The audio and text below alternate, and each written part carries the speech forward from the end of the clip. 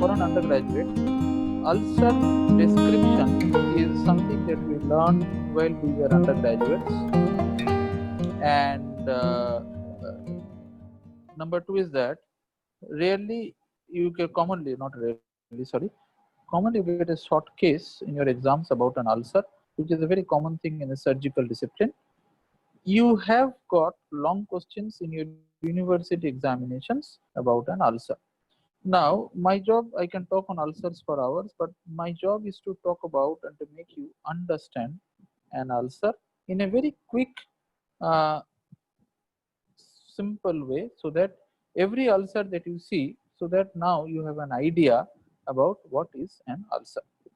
Now, the first part of this is that consider the skin or consider the inner lining of a organ like the stomach, the extremities, etc. Remember that the first layer that we get is the skin, whereas the first layer down here is called as the mucosa. Remember that these are all protective layers, and hence this is called as the epithelium. In the specific areas, you call it as an uh, epithelium of the mucus, because it secretes. Remember, the cells have particular arrangements and they go on secreting mucin, so they are called as mucous membrane. So if you have understood up till this, an ulcer thus means, very simplistically speaking, a breach, that means a gap in the continuity,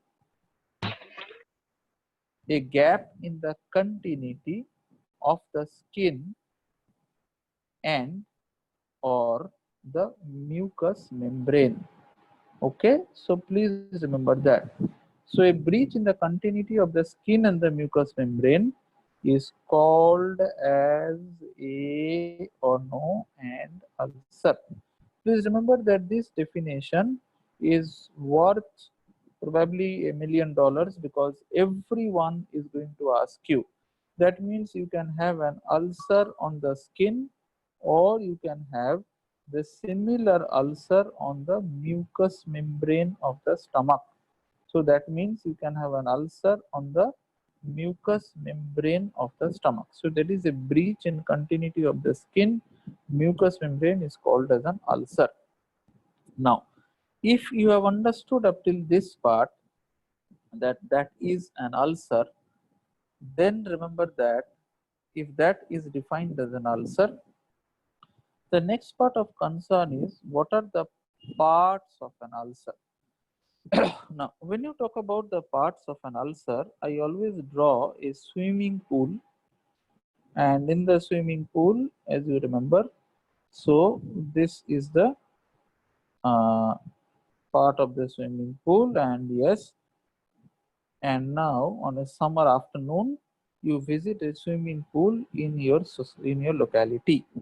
Now if you visit a swimming pool in your locality, remember, let us think of the way you come in the swimming pool.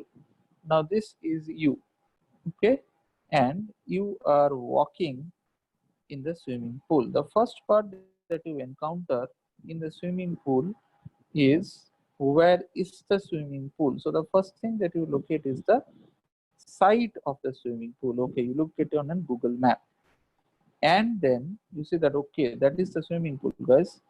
And then number two is, now you locate that, okay, there is a beautiful lawn by the side. So number two, this area that is surrounding the swimming pool, as you can see in this part, is now called as the surrounding. So number two is something called as the surrounding of the swimming pool. Number three, however, remember, number three, however, is the margin of the swimming pool, where you can see the, now you see, yes, something that is lying. You say that, okay, that is the watch that I forgot to wear. So this is the watch that I wore. Okay, now, so that means number four is the floor of the swimming pool. And to come down on the floor like this, remember you get number 5, and that part is called as the edge. So please remember that number 1 is the site, you look at it on a Google map. Number 2 is surrounding, number 3 is margin, number 4 is floor, number 5th is the edge. Edge means the way to descend from margin to the floor.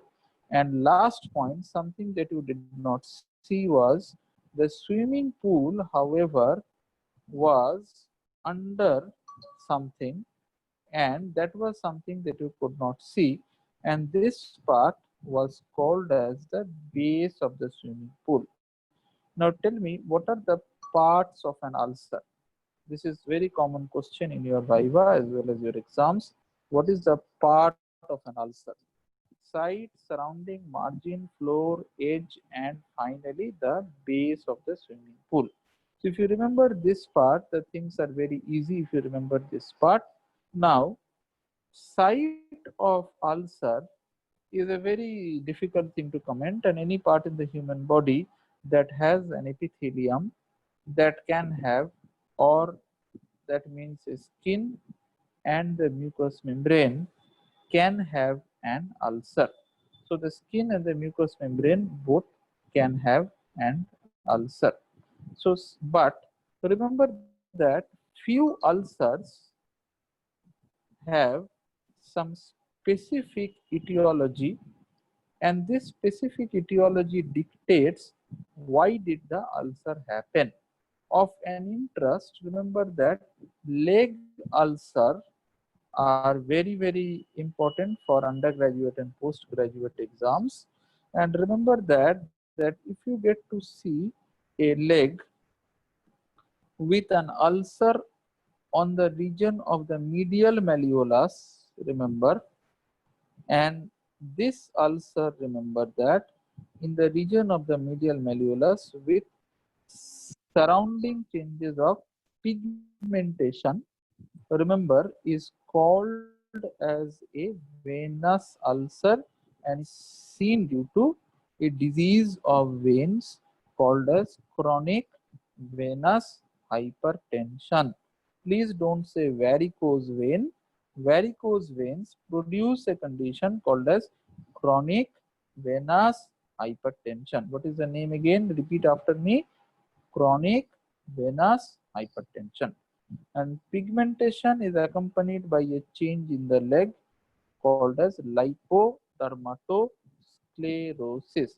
So which aspect of the leg and the foot will have this is on the inside of your leg. So please feel your inside of the leg and then you will understand. Whereas on the other hand, if you get to see an ulcer on the dorsum of the foot, that means the ulcer now is on this point, or you can get to see an ulcer on the lateral aspect, or you can get to see an ulcer at the tip of the finger, lateral aspect of the digit, all on the dorsum. Remember, this is accompanied by again changes in the skin, which will be of arterial insufficiency. So remember that arterial insufficiency, which is mimicked by loss of hair, okay, loss of subcutaneous fat, and hence the skin becomes shiny because it is stretched over the bones. Then this is followed by the fingers, which show a change called as pre-gangrene. So one day when we'll be teaching you arterial disease, then remember we will be talking about this. The more important findings are there is an atrophy, not of the tip, sir, at the pulp of the digit there is an atrophy. So if you have not understood what the hell is the pulp, again look at your own finger, then remember that this part is called as the nail. This beautiful part that is there is called as the pulp, and that means the change that will be seen is The nails are like this. Now see that the nails have become white in color. It is usually pink and have become brittle. Brittle means can be easily broken. So this is all about something that you should note about in pregangrene, dorsum and the lateral aspect. Complete. Now talk about something called as neuropathic ulcer. A neuropathic ulcer, please remember, if you now see the sole of the foot, so this was the dorsum, this is the sole, and then appreciate that at the head of the metatarsal. So what is this zone about? This zone about is about the head of the first and characteristically the head of the second metatarsal. Number two, it is again the area of the heel where there is a bone called as calcaneum. So this is the heel and the head of the metatarsal. So head of the metatarsal, MT is metatarsal, particularly the first and the second, which comes as your MCQ, is the characteristic site for something called neuropathic ulcer, where the basic problem is there is a sensory neuropathy. Remember that sensory neuropathy may be accompanied by an autonomic neuropathy, okay, sometimes even a motor neuropathy in an extent. But what is very important to understand and appreciate is that you got a condition called a sensory neuropathy. So the site is very characteristic, particularly remember in a leg ulcer. Now, similarly, malignant ulcers will have particular sites, and again, as I have said, squamous cell cancers, particularly of the skin, are known to occur either on the sun exposed area, which is thus the scalp, the hands, the feet, etc., or they exposed at sites of chronic inflammation. Example being, if you have been to Kashmir, then people in Kashmir had a very peculiar habit, now they don't do that, is that to keep themselves as warm, they used to keep a pot of hot clay or a hot charcoal in between the two legs. As a result, the chronic burns that used to get formed used to form a cancer that was called as Kangri cancer. Okay, a very common old Viva question, more of an Viva rather than MCQ. So remember, this part is a chronic inflammation. On the other hand, if you think about a basal cell cancer, a basal cell cancer is characteristically known to happen always, in majority of the time, always is not always, in majority of the times at an area above the angle of the mouth to the ear. So this is the area that you have seen where majority of basal cell cancers happen, particularly in sun exposed countries.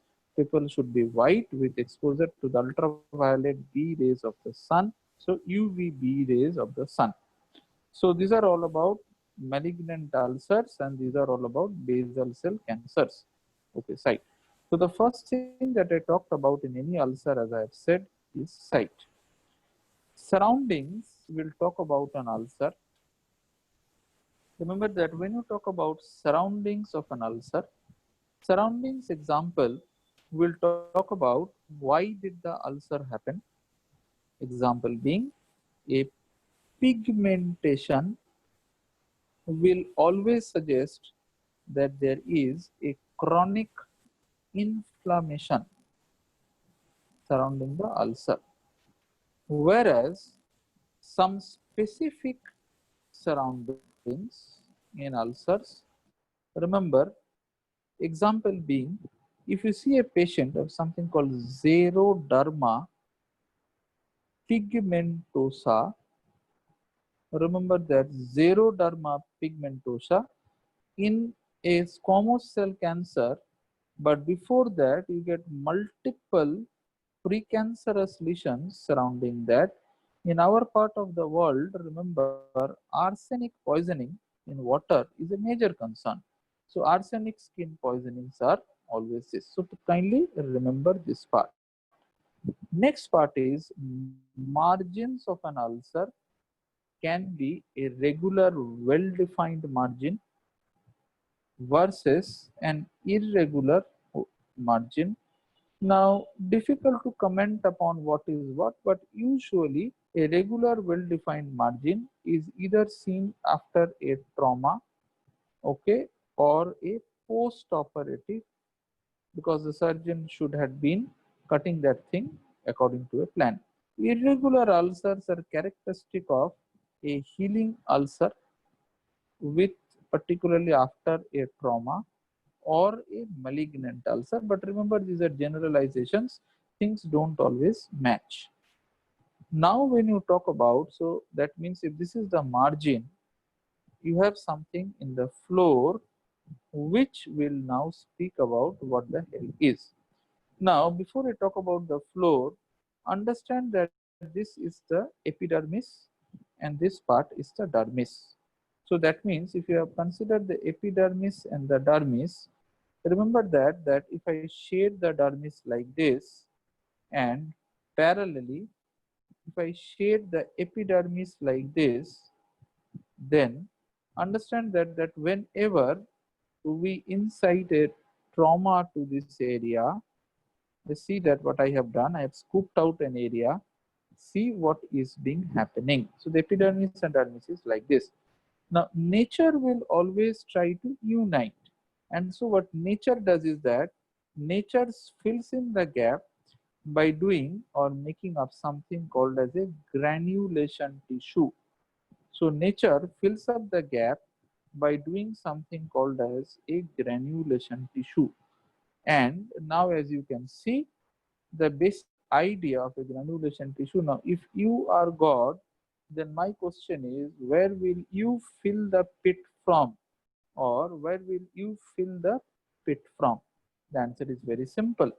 If you have seen that there is a gorto or a pit, now in rainy season, you know that in India, well, after the rains, this is what happens to some roads. Now, what is interesting is that now you are a good man and you are trying to fill in the pit.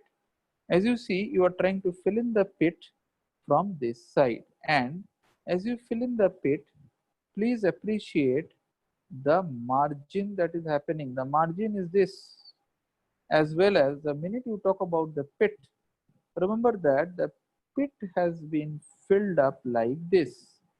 That means at this very moment you understand a healing ulcer thus will have, a healing ulcer will thus have, if this is the floor of the ulcer, if this is the margin of the ulcer, so this is the edge of the ulcer, and remember that this is thus a sloping edge which is characteristic of any healing ulcer.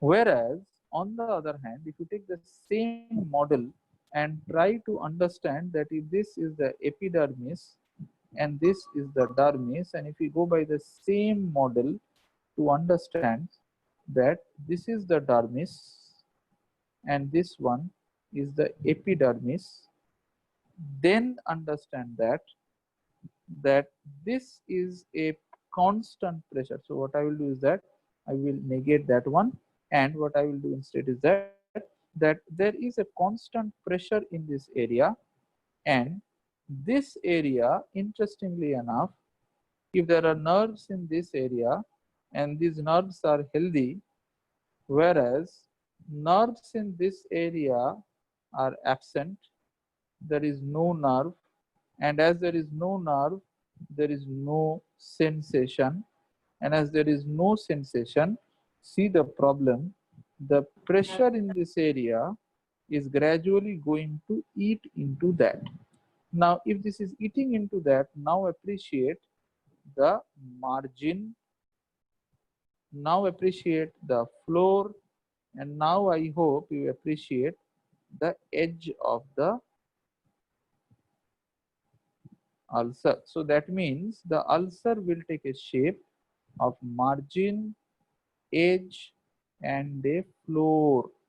So remember, this is a characteristic punched out margin out of something called as a neuropathic ulcer, which occurs, as I've said, on the feet, particularly with sensory neuropathy. So I've told you about the second margin. The third one is something to do with a cancer. And now talk about epidermis and dermis. And again, the same old picture that we drew. And if you know the same old picture, this is the epidermis, as well as this one is the epidermis and the dermis. Now let us talk about a cancer of the epidermis, in which let us see that the cancer of the epidermis is a new structure. So what we'll do is that we'll take a new color, and there are some cells in the basal layers of epidermis and dermis which are forming something called as a squamous cell cancer. So a squamous cell cancer, remember, starts here, and the more it grows, remember, the cancer cells are trying to come out, and the more they grow, they form a heap or a DB over this one. So there is a big nodule like thing. So it looks like a small hill. Okay, छोट्टो पहाड़ेर मतन, पहाड़ जैसा दिखता है. Okay, so it looks like a small hill. Now, what is more important is that this thing gradually increases in size, because this is a neoplasia and it has to increase, and suddenly then appreciate that it is not only growing vertically, it is also growing horizontally. That means that at the dermo-epidermal junction, it is increasing in the horizontal extent also. The center part doesn't get a good amount of nutrition, and now see what has happened to this part. So if you have understood this part, remember that this area was technically the margin. This area becomes the edge. Thus, this ulcer will have an everted edge, a margin, and now you can see the floor, which is filled up with dirty blood or something as a part of the cancer only. So it has all the things that will make up a part of the cancer, and as you can see, this is the part of the cancer material in this. So this is a part of the cancer thing. So this is something called as a squamous cell with an everted edge. Okay. So understanding likewise, it is very easy to understand that a TB ulcer, if you think over with a TB lymph node, we'll be teaching that in TB has, if this is the floor, this is the margin, this is something called as the edge, then this is called as an inverted edge. Okay, done. Whereas a basal cell cancer of the skin, as I have said, will have an edge which looks like this. So this is the floor, this is the margin, this is the edge. So this one is technically called as, a rolled out edge. Now, so we have talked about rolled out edge, everted edge, punched out edge, and healing ulcers. Coming to the near end, floor is either filled up with, in a healing ulcer, by granulation tissue, which is bright red in color, or it can be a tissue called as slough, which, remember, is yellow in color. It can be pus. Okay, right. So these are the basic things that are contained in the floor. Final one, when you talk about the base, remember, a benign ulcer, that means we'll have an inflammation associated beneath the floor. I've told you what the base is. So this is a benign ulcer where a component called as induration is limited to the ulcer, whereas if it is a malignancy, now see the picture once again, see the huge base. So in a malignancy, remember that the base is excess into this, and if it is an excess base into this completes the story into an induration which is extending beyond the ulcer. So for a malignancy, how to know it is a benign? Induration is up to the ulcer, malignant beyond the ulcer. So this completes your whole topic about what is an ulcer, and believe me, this is what you are required to know in an exam, how to describe. So let us have a very quick recap. An ulcer has sides, surrounding, margin, floor, and edge. Remember that site is specific for a few ulcers. Surround, okay. Edge is something that you are required to know. Healing edge or sloping edge is in a healing ulcer. Neuropathic in a punched out. Squamous cell cancers have an inverted edge. TB inverted, and basal cell cancer is a rolled out. Remember that with this background, always understand, because ulcers are innumerable in the whole surgical syllabus. This is just a primer class to make you have a very clear idea about what the hell is an ulcer.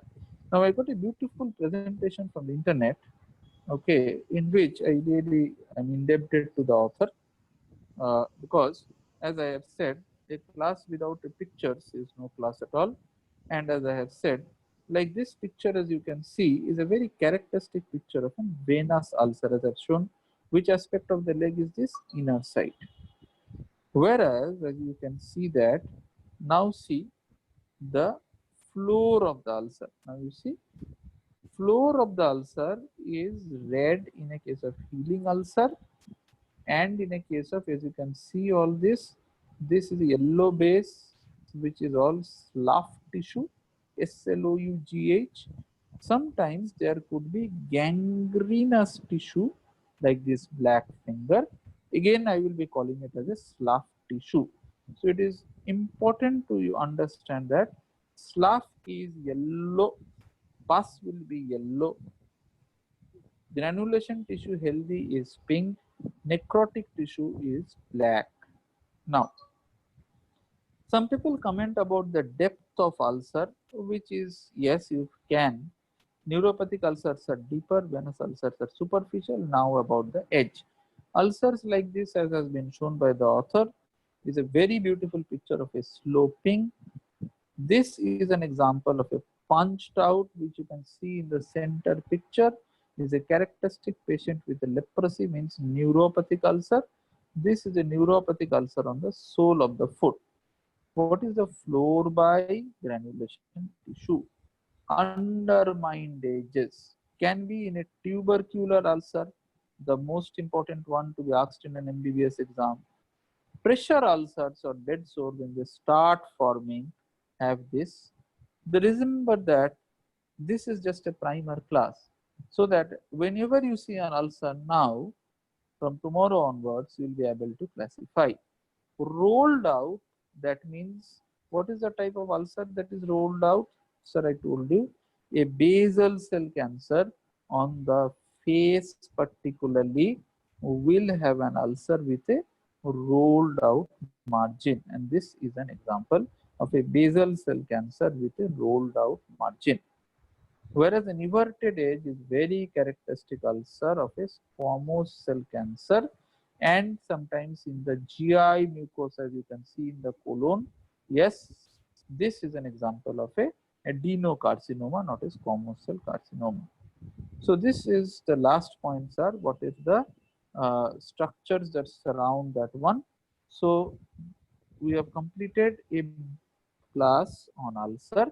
Remember that ulcer for an MBBS exam is important, because as an MBBS, sometimes I've seen people getting long cases of neuropathic diabetic foot ulcers in there. Even I've seen squamous cell carcinomas of the leg being given as a long case. So whatever is important is that you should know whatever ulcer comes, site, the size. So let us have a recap about what are the things that we learned today evening. Number one, what is the site of ulcer? Number 2, what is the size of ulcer as measured in millimeter? Number 3, what is the surrounding of the ulcer? Number 4, what is the margin? Number 5, edge. Number 6, floor. Number 7 is the base, and definitely, so 1, 2, 3, 4, or 4, 5, 6, 7, and I should now recall about number 8, the local neurovascular examination. That means you examine the nerve, vein, artery. Number 9, talk about lymph nodes in the local, and number 10, the general condition of the patient. So tell me in a recap, what are the 10 things that you need to know about an ulcer? Repeat: site, size, surrounding, margin, edge, floor, base, nerve, vein, artery, lymph nodes, finally the general condition of the patient. Some people are discharged from the ulcer also. Okay, you may add that point in that. So guys, this completes your class on an ulcer. Okay, so now we'll be taking any questions if you have.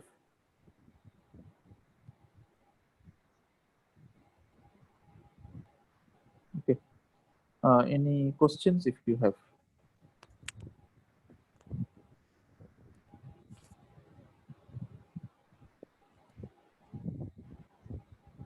Hello.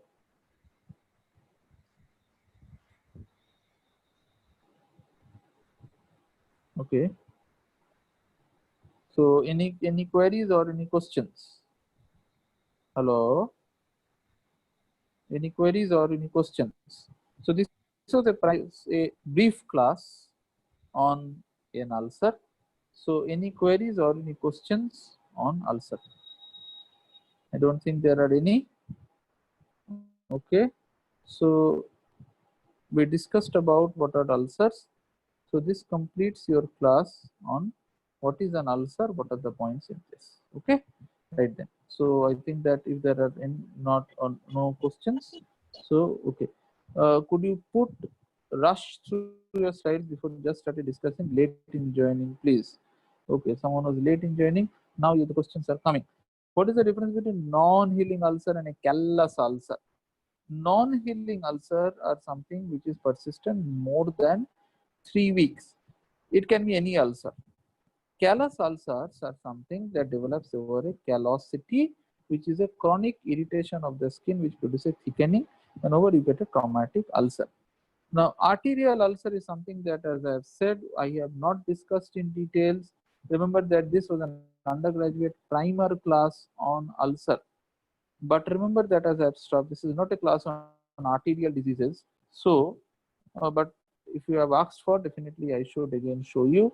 Remember that arterial disease ulcers are very characteristically seen on the tip, dorsum, lateral aspect of the foot, and the tip of the finger, with characteristic signs of pregangrene, atrophy of the pulp, which can lead to atrophy with a brittle nail.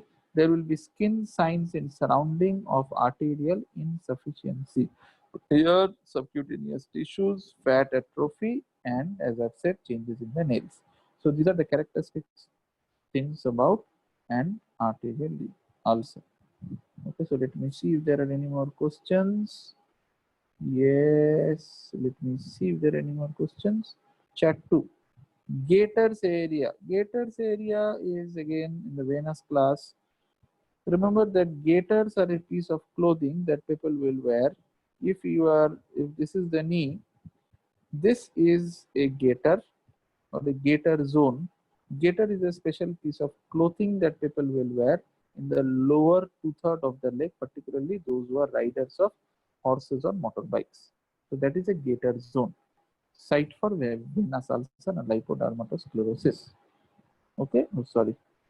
I should have shown this in the picture. Just a second.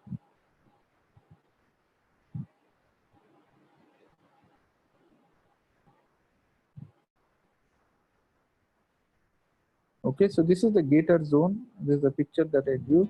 The lower two-thirds of the leg. people who ride horses, they usually wear this piece of the clothing. Okay, let me see any questions. No. So let me see for any more questions. Okay, so if there are no more questions, I think that